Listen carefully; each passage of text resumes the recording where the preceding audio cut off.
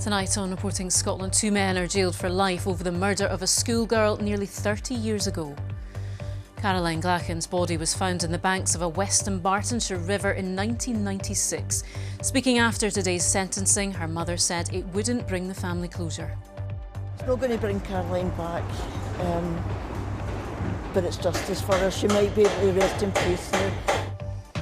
Heavy snow closes more than 180 schools in the north of the country, and there's more on the way for the rest of us. Eat some snacks. Eat some snacks and come. A doctor selling weight loss surgery abroad tells an undercover BBC reporter to gain weight to qualify for a gastric sleeve. Also tonight, I speak to our political editor Glenn Campbell about the journey ahead after his brain cancer diagnosis. I don't think I could get through all of this without my wife and my family, and I've had amazing support from friends and from colleagues as well. We'll have that full interview later in the programme. And coming up in the sport, Andy Murray admits it may be the last time we see him at an Australian Open after being knocked out in the first round in Melbourne. Hello, I'm Laura Miller. Welcome to Monday's programme.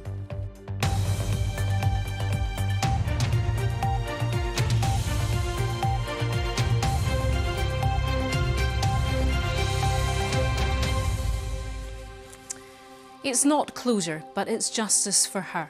The words of the mother of Caroline Glachan after her daughter's killers were sentenced for her murder almost 3 decades on. 45-year-old Robbie O'Brien and 44-year-old Andrew Kelly were both jailed for life after attacking Caroline and dumping her body in the River Leven in Renton in Western Bartonshire in August 1996. Caroline's mother, Margaret, said she'd been waiting for this day for 27 years. Our reporter, Katrina Renton, has the story.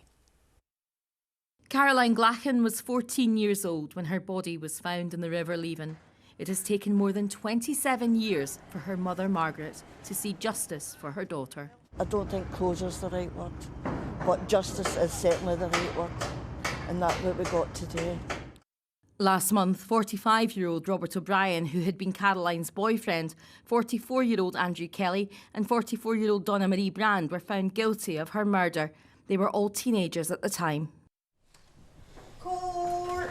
Today, Robert O'Brien, the main perpetrator, was sentenced to 22 years in prison before he can be considered for parole. It is hard to find words to describe the evil nature of your crime, but 3 which come to mind are brutal, depraved and above all wicked. Andrew Kelly was sentenced to 18 years before he can be considered for parole, and Donna Marie Brand has been unwell and will be sentenced in March. As her mother, Margaret McKeach, puts it in her victim statement, she was a lover of life. Due to both of you, Caroline has been deprived of the opportunity of living that life. Caroline was a popular schoolgirl. Joanne Menzies was her best friend. That was Caroline in real life. I was hiding behind the post because I was more introvert. That was just Caroline, just full of fun, full of laughs, and as you've seen on the video, that just sums her up perfectly. She like dancing, no care, just enjoying life. She was the life of the party, always. Caroline lived in Bonhill with her mum. On the evening of Saturday the 24th of August 1996, she went out to meet her boyfriend, Robert O'Brien. Caroline's mother was out celebrating her 40th birthday, which was the next day. Caroline told Joanne, who was staying over, that she would be back before her mum got home. Caroline never returned. Her body was found the next day in the river. She had severe head injuries and had drowned. A member of the public dialed 999. As a body, it's definitely a person. Male or female? Female. Over the years, there were a number of appeals to try and solve the case, but it was the evidence of a 4-year-old child that was gathered at the time that was key. Archie Wilson and his little brother were being babysat by Andrew Kelly and his girlfriend at his mother's house in Renton. O'Brien and Brand joined them, and the teenagers took the children to the river. Archie told his mum. She went to the police. In a videoed interview taken a month after Caroline's death in September 1996, Archie told officers, "I saw Caroline in the water." Asked where this was, Archie replied, "Down the Leven." He said it was dark and he saw Robbie hit Caroline with a stick and a metal pole. He told police when Caroline was pushed in the water, "I closed my eyes." But it was a re-investigation started in 2019 that led to more evidence to corroborate what Archie saw. It took more than 27 years for Caroline's mother and father and her friends to finally get some answers. Caroline would have been 42 last Monday. Katrina Renton reporting Scotland at the High Court in Glasgow. Snowfall across the north of the country closed more than 180 schools today, and the rest of us are being told to brace ourselves too, with the wintry weather set to sweep south tomorrow. Forecasters are warning of travel disruption and a chance of power cuts in some areas. We'll have a full weather report at the end of the programme, of course, but first let's speak to our reporter Louise Hosey, who's in West Hill in Aberdeenshire for us tonight. And Louise, let's just talk about today and the impact. First of all, a lot of disruption. Yes, that's right, Laura. It remains bitterly cold here tonight. After the first proper snowfall of the new year, many people in northeast Scotland and the north of Scotland waking up this morning to pretty significant snow covering, up to 20 centimetres in some higher areas. And of course, that has all led to some really tricky driving conditions, and it's affected the schools. More than 100 schools closed in Aberdeenshire today, almost all Shetland schools and more than 60 schools in the Highlands. It's also affected some Aberdeenshire school pupils who were due to sit their prelim exams. These have now had to be rearranged. And more wintry weather expected in the coming days for all of us. Yes, that's right. This yellow weather warning that is in place here in Aberdeenshire and the north of Scotland is due to be extended tomorrow to cover the whole of Scotland. Now, of course, this could lead to more disruption, possibly power cuts, and have an impact on travel. Here's what Transport Scotland have had to say. There's going to be a considerable amount of snow tomorrow, and certainly they're looking closely at the, right about the Central Belt, just north and south of the Central Belt, for tomorrow, for a spell which may be quite disruptive. We've already had snow in the northern part of Scotland today. We're making arrangements for that. In fact, tomorrow we're going to have the multi-agency response team working from the Traffic Scotland Control Centre here, coordinating our resources and our response. Well, temperatures aren't expected to get above freezing tonight. They've really struggled to get above freezing for most of the day. Exactly where this snow and ice will hit Scotland tomorrow, the hardest, is still unpredictable. So people really are being urged to keep an eye on that weather forecast and to travel to the conditions. Yeah, indeed. We'll let you go and get warm. Thank you very much, Louise Hosey in Aberdeenshire. To some of the day's other stories now. And the brother-in-law of the First Minister, Humza Yousaf, has appeared in court accused of dealing heroin. Prosecutors allege Ramzi Al Nakla was concerned in the supply of the drug at an address in Dundee. Mr Al Nakla appeared in private at Dundee Sheriff Court alongside two others, Stephen Stewart and Victoria McGowan. Their cases have been continued for further examination and they've been released on bail. The Scottish Government has admitted it hasn't allocated enough money in next year's budget to meet its tree planting targets, which are vital for tackling climate change. The Rural Affairs Secretary, Mary Goujon, says there will only be enough money to plant 9,000 hectares, which is half its original target. Ministers have been criticised by environmentalists and the forestry sector for putting a torpedo through plans for reducing greenhouse gas emissions. The leader of Orkney Islands Council has announced he is leaving office and standing down as a councillor. James Saucon had led Scotland's smallest local authority for 6 years. The independent councillor made headlines in July last year after suggesting Orkney could leave the UK to join Norway, Denmark or Iceland. A doctor selling weight loss holidays in Turkey encouraged an undercover BBC reporter to gain weight so she could have gastric sleeve surgery. In footage filmed as part of a BBC Scotland disclosure investigation, the medical professional told the reporter to eat some snacks so she could increase her body mass index to qualify for his weight loss surgery. It's been described as utterly indefensible by a bariatric surgery expert. And a warning for viewers, Katrina McPhee's report does contain footage of a surgical operation which some may find distressing. Could I get that surgery, or do I need to reach the 30 BMI? You can get it if you want. We can make it. You can make it? Yeah, so it's like close enough. Eat some snacks and come. Eat some snacks and come. That's Dr. Ogun Irshan, a bariatric surgeon at Ecole Hospitals. It's beautiful too, and when you lose weight, you are looking so gorgeous. The reporter he was talking to claimed to have a weight that should have ruled her out for surgery, but she was approved for a gastric sleeve operation. A mandatory part of any assessment would be to do a weight and height and do an examination of the patient. Omar Khan chairs the National Bariatric Surgery Registry. Clearly it's bad practice to encourage someone to eat bad food to get fat. They can have an operation which they don't need. That seems utterly indefensible. 2 undercover journalists were approved for surgery despite giving false medical information which should have raised red flags. Do you think they would have been approved for surgery in the NHS? Definitely not. Ecole Hospitals said, "We completely refute the suggestion that our hospital accepts patients for surgeries who do not meet international guidelines or criteria." They said a full and extensive health check with patients is completed at the hospital.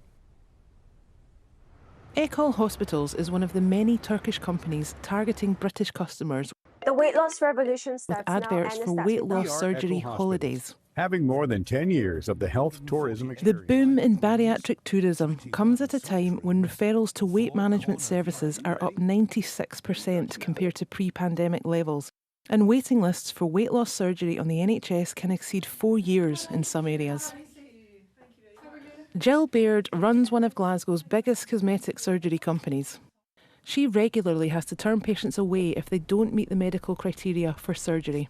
We have had a situation with a patient from the UK who had inquired with us about a particular procedure. She didn't meet the criteria, and unfortunately a few weeks later she'd sadly passed away as a result of surgery abroad. It's devastating, not only for her, but her whole family as well. We've had patients come in with weights in their pockets, trying to make themselves heavier. They do it because they're desperate, and I can understand that, but they're not understanding the risks that they're taking with their health. With levels of obesity on the rise, experts are warning that desperation could be exploited with dangerous consequences. Katrina McPhee, reporting Scotland. And you can watch that full investigation called Getting Thin Quick on BBC iPlayer now or on BBC One at 8 o'clock tonight. Now, he's one of the top political journalists in the country who's worked at the heart of some of the biggest stories in recent times. But last summer, BBC Scotland's political editor, our friend and colleague, Glenn Campbell's life was turned upside down when he was diagnosed with a brain tumour.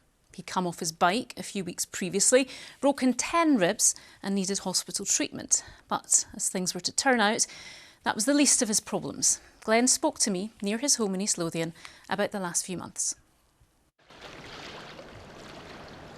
Do you think you'll get back on your bike, or does it hold a kind of fear for you, or is it? It's a wee bit of unfinished business. I was heading for my breakfast in the village of Gifford, and I never quite made it. So I like the idea of retracing the route and completing the cycle, and then getting the feast that I'd promised myself at the cafe in Gifford. I think that's the least you deserve. I'm sure they give you a free breakfast for that journey. You look well. How are you today? How are you feeling at the moment? I actually feel really good, and I've been quite lucky that throughout the period that I have been receiving treatment for a brain tumour, generally speaking, I have been pretty fit and well, but it's a really serious condition, and I can tell you it's a really big shock to be told that you have a brain tumour. It's an even bigger shock to be told that it's incurable brain cancer. Often it's your family that are left dealing with the emotion around it. How have they been dealing with it? They're amazing. I don't think I could get through all of this without my wife and my family, and I've had amazing support from friends and from colleagues as well. It's actually quite overwhelming because I guess it's only when something like this happens, you realise how much love and support you do have. And it's quite humbling, really, to see that. So my family have been amazing. I think the hardest thing, Laura, is actually to tell your children, you know, that you have a life-limiting condition, and I really struggled with that. I was amazed I managed to get through it without breaking down, and you know, fortunately things have improved a bit since then, that it may be possible to, you know, to keep the cancer in check with treatment and a bit of luck over, well, hopefully over a number of years. But to tell them, you know, that I had brain cancer, that I have brain cancer, was really, really tough. How are you feeling about, I guess, about the future, the near future? I'm a pretty determined person, you know. I want to make the most of whatever time I've got left. And, you know, I remember when I fell off the bike and broke my ribs, I had quite a lot of time to think about, you know, what do you want to do with the rest of your life? And one of the things I decided then was, I'm going to climb every Munro in Scotland. And I got quite excited about it, and I got books on it and started talking to friends about, you know, what hills we might climb together. Then all of a sudden, I was diagnosed with a brain tumour, and I thought that had all been taken away. And, you know it's maybe not the biggest concern, but it was a pretty brutal, you know, thought that, you know, I might not climb another hill. And as time has moved on, I've realised that, well, why shouldn't I climb another hill? In fact, why shouldn't I reinstate that goal to climb every Munro in Scotland? You know, it's probably going to take me years. Yeah, and I believe you've roped in your son as well, whether he likes it or not. He's going to be 21 in the spring, and he's promised that he'll come up a hill with me, so I'm going to hold him to that. This one? You got this one? Do you want to get this one? Come on in. You go and get that one. I probably cried more in the last 6 or 7 months than, I don't know, for the same number of years.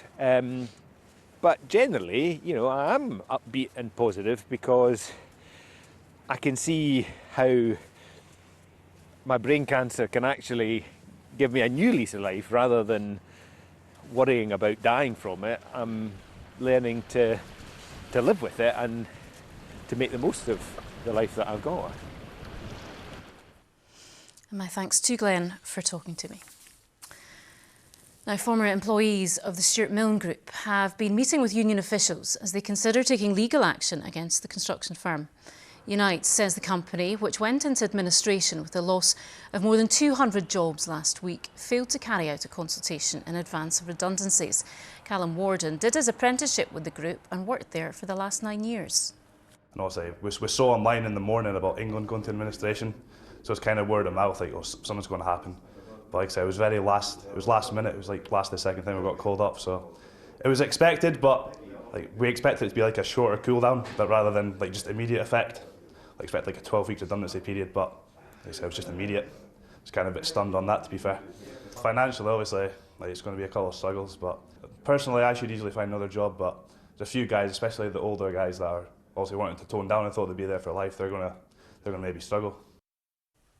OK, let's get tonight's sport now with Amy, and a bit of a moment for tennis fans today. It certainly has been. Thanks very much, Laura. Good evening. Andy Murray says there is a definite possibility that he's played his final Australian Open after a painful straight sets defeat to Thomas Martin Etcheverry in the first round. The 36-year-old Scot lost in the opening round in the Melbourne tournament for just the second time in 16 years.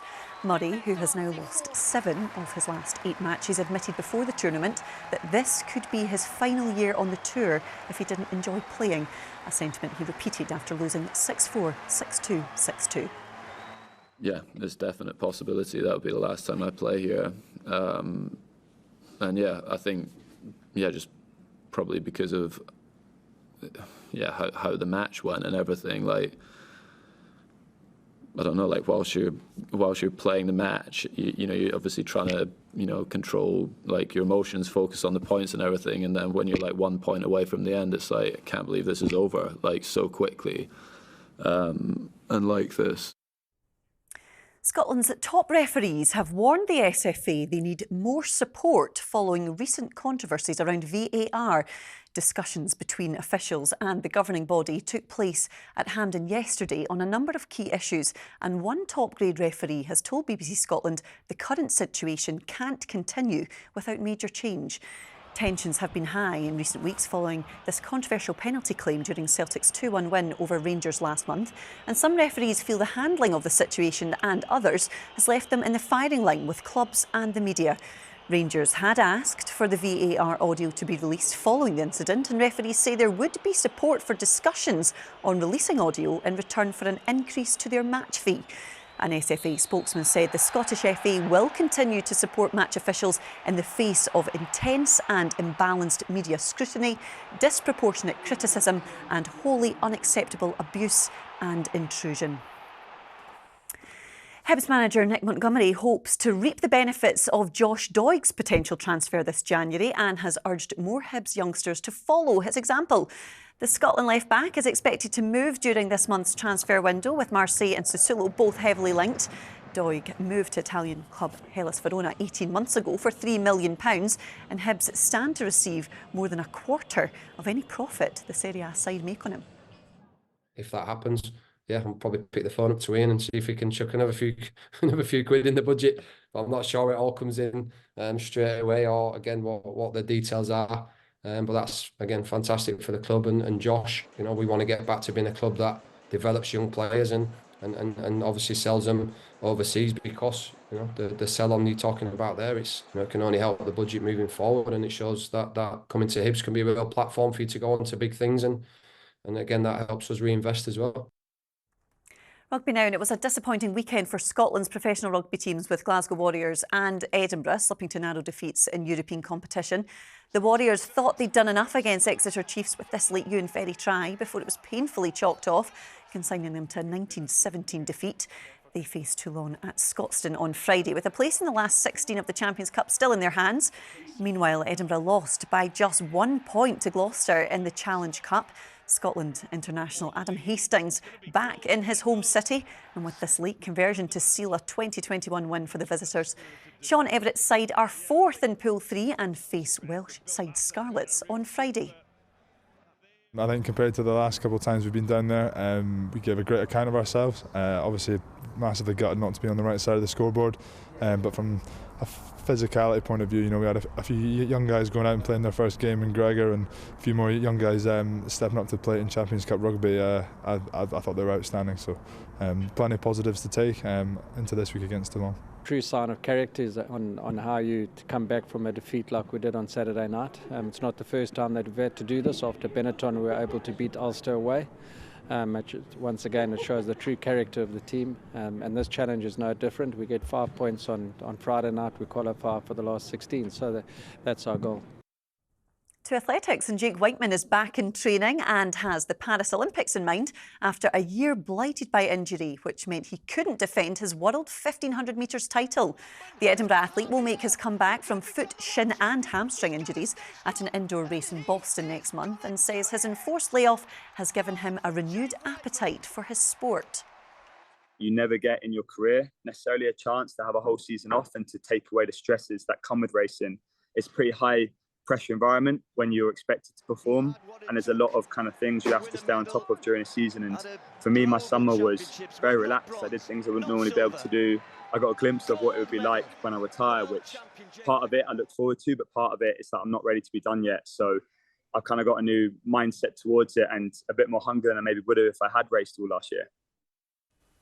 Thanks, Laura. And we'll have more on Andy Murray's early Australian Open exit on the 9 this evening. Yeah, lots to talk about for tennis fans today. OK, thanks, Amy. Now it is over to Laura McKeever and Graham Stewart to find out what's happening on BBC Scotland at 9 o'clock.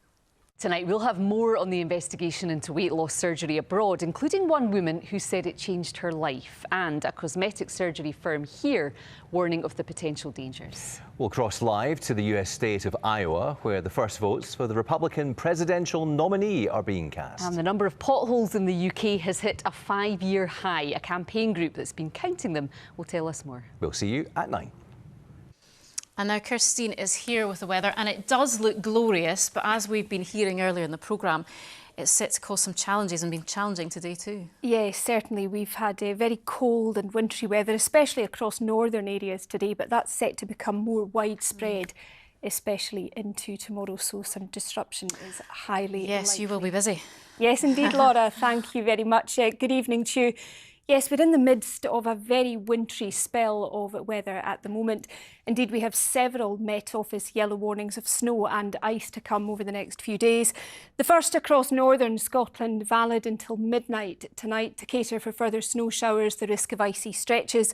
And then from midnight tonight for 24 hours, we introduce this countrywide Met Office yellow warning of snow and ice, with a focus on heavy snowfall across parts of western, central and southern Scotland. The reason being, we've had this cold air digging in over the last few days, and it's all eyes on this system moving in from the west into Tuesday, bringing that potentially disruptive snow. Before we get there though, plenty of snow showers across northern areas and increasingly so along western coasts tonight.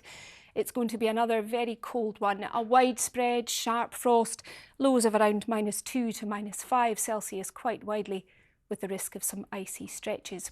So into tomorrow, and there's the first signs of that system moving in from the west, through parts of the Southern Highlands, through Argyll, through central and southern Scotland, bringing some heavy snowfall in places, a very difficult rush hour to come.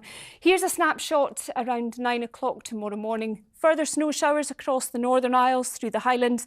At this stage, a little drier across northeastern Scotland, but that potentially disruptive snowfall across parts of western, central and southern Scotland.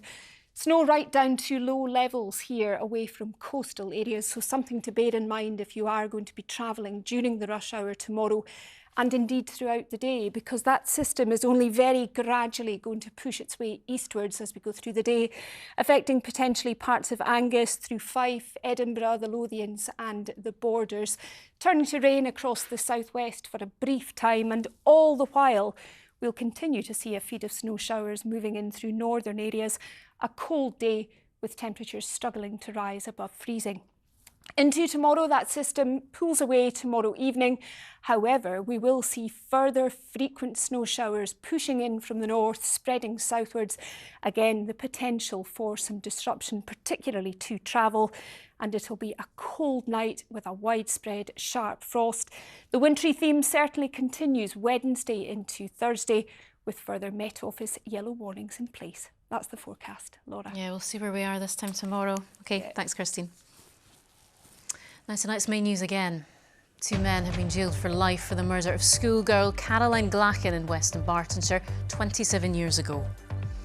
And that is Reporting Scotland. I'll have your late news around 10:30 tonight. Until then, from everywhere in here, enjoy your evening. Good night.